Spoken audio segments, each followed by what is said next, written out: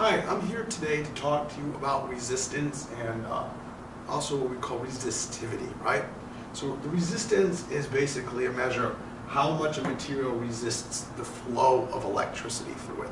And obviously, conductors, the better the conductor, the less the resistance it has. The worse the conductor, the higher the resistance it has. Because insulators don't want to let electricity flow through it at all, so they have a high resistance. We use a special unit for this. It's called ohms. It's named after a guy whose name is Ohm, but it uses an omega signal. So you often see the omega symbol used with resistance. So something like a 10 ohm resistor would say 10 omega. And we just call it ohm. It uses a scalar quantity like pretty much everything we do in the electricity unit. They're, I think, all scalars. There's going to be a couple equations that we use for resistance, but one of the basic ones is resistance is equal to rho L over A. And it's kind of, rho look like a Greek P, and we've used P for all these other things.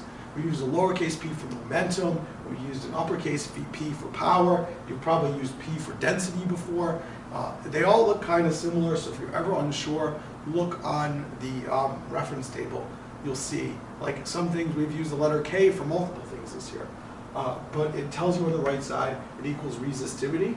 And the units for it are ohm meters. And if you're not sure of that, turn to page 4 of the reference table at the bottom, and it tells you the resistivities of a number of different materials down here. And it says at 20 degrees Celsius. And that's important to note, that it's at 20 degrees Celsius. Because what we find is that the resistivity changes for materials depending on the temperature. So as you get hotter, it gets more resistive and the resistance increases. As you get colder, you get lower resistance. And this is one of the reasons that we tend to like to keep computers in cold rooms, because you have less resistance. When you have less resistance, you have less heating in general. The higher the resistance, the more heating you get, the more things heat up, and the more resistivity goes up for your particular material.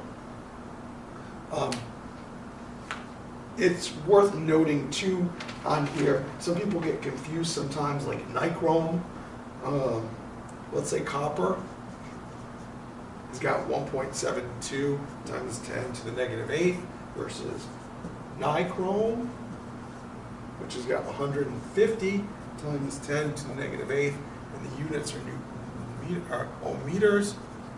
So nichrome, which has a very big resistance, 150 times 10 to the negative 8th, as opposed to 1.72 times 10 to the negative 8th, is very high resistance.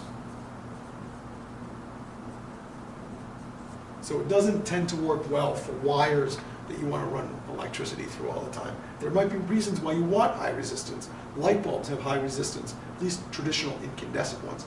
High resistance because they get hot and they glow and that puts out light.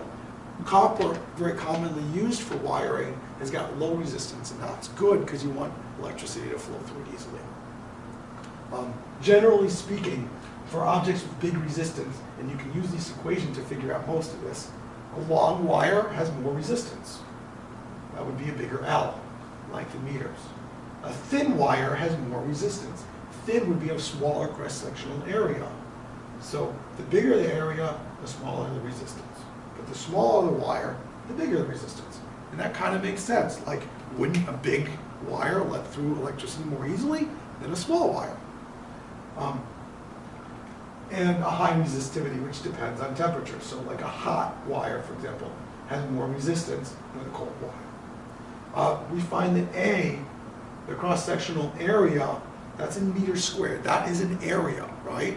And so if you ever need to calculate that, that's pi r squared. So pi times the radius of the wire squared. That's your wire, that's your radius. The area is pi r squared.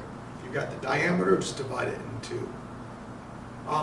There's one other equation I want to introduce you to briefly. That's because it doesn't take a whole lot of time. And that's Ohm's law. And that also relates resistance to, instead of the fundamentals here, to current and voltage.